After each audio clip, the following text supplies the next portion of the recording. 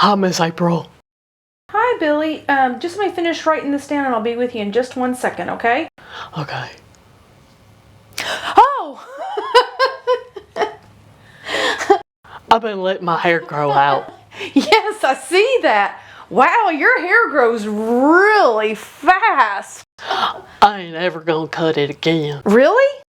Yep. I reckon I'm gonna be seeing the effects here pretty soon. The effect? Yeah.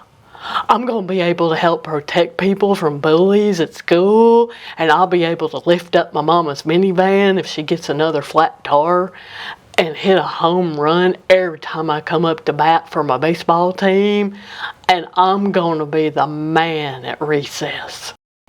What are you talking about? I'm gonna have super strength You are? How? from growing out my hair. What are you talking about? Oh, wait. Are you by any chance thinking of Samson, one of the judges in the Bible? Yes, I want to be just like him. Well, God did use him to help the Israelites against their enemy, the Philistines. But Samson wasn't exactly a superhero. Really? 'Cause I've been reading how strong he was. He killed a lion with his bare hands. Yes, he was physically very strong, but as far as doing things God's way, he was very weak. Even with the lion, he sinned against God. How's that, Miss April? Wasn't the lion attacking him? Yes, but later he passed by the lion's carcass and he discovered that bees had made honey in it, so he ate some of the honey. Honey is delicious. I like to put it on my pancakes. Oh, and cornbread. Well, Samson was a Nazarite, so he wasn't supposed to be around dead things like a lion's carcass, and especially not eat anything from it. He was a Nazarite? Yes, do you know what that is? I think so. What is it? Okay, well, my teacher at school says that sometimes you can explain what something is by telling what it ain't. Okay, you mean like an anonym? Right. Whatever that is. Oh, an anonym means the opposite. So, what's your definition of Nazarite? Okay, is it someone who's not a Nazarene? No. Okay. I think I really know what a Nazarite is now. All right, let's hear it. Is it the opposite of a Nazaleft? Well, that was a very good try, but no.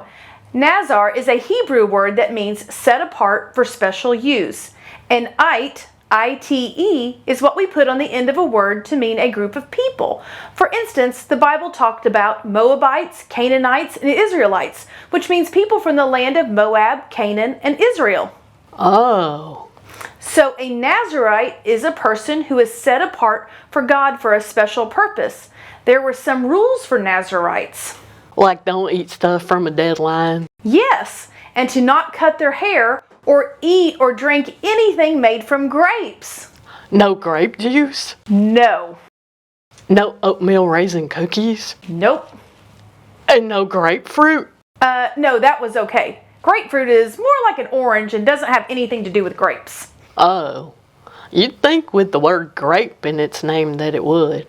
This is a good example of why language arts ain't my best subject. Yes, English can be confusing sometimes, but let's get back to Samson. Oh yeah, I don't reckon I could be a Nazarite because I like oatmeal raisin cookies too much. Well, usually people would just be a Nazarite for a short period of time, but Samson was a Nazarite from birth. An angel came and told his parents before he was born. Wow. Yes, but sadly, Samson didn't really live like someone set apart for God's use. Did he eat cookies with raisins in them? Oh, I don't know, but he married a Philistine girl and caused a lot of trouble. Did she want him to eat her oatmeal raisin cookies? You must be hungry, Billy. Remember, the Philistines were Israel's enemy? Do you remember the story of David and Goliath? Yes. Well, Goliath, the giant, was also a Philistine. Oh, was Samson's wife a giant? No, but the people of Israel were only supposed to marry other Israelites. The Philistines worshipped idols, and God didn't want them having a bad influence on the Israelites. What's an idol, Miss April? It's anything someone worships that isn't God. In case of the Philistines, they had a statue of a half man, half fish that they bowed down and worshipped. Oh, that's just crazy, because the statue was just something somebody made. Did Samson's wife worship the idol? The Bible doesn't specifically say, but since she was a Philistine, it's almost certain that she did. She also made a lot of trouble for Samson by telling the answer to his riddle during their wedding party. Oh, I got a riddle, Miss April. Okay, what is it? Okay, which side of a grizzly bear has the most fur? The right? The left side. I don't know. The outside. Well, that reminds me of Samson's riddle. It was also about an animal. Oh, I'm real good at riddles. What was it? It was, out of the eater came something to eat, and out of the strong came something sweet.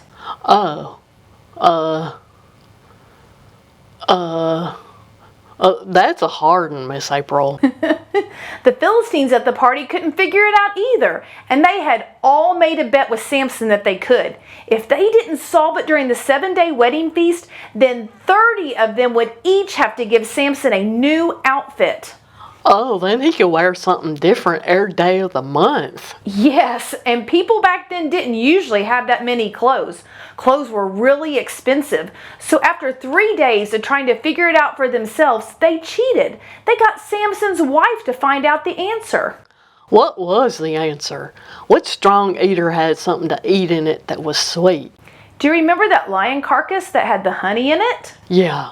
Well, the lion was the strong eater that now had sweet honey in it. Oh. Since they had solved Samson's riddle, Samson now had to give them 30 new outfits.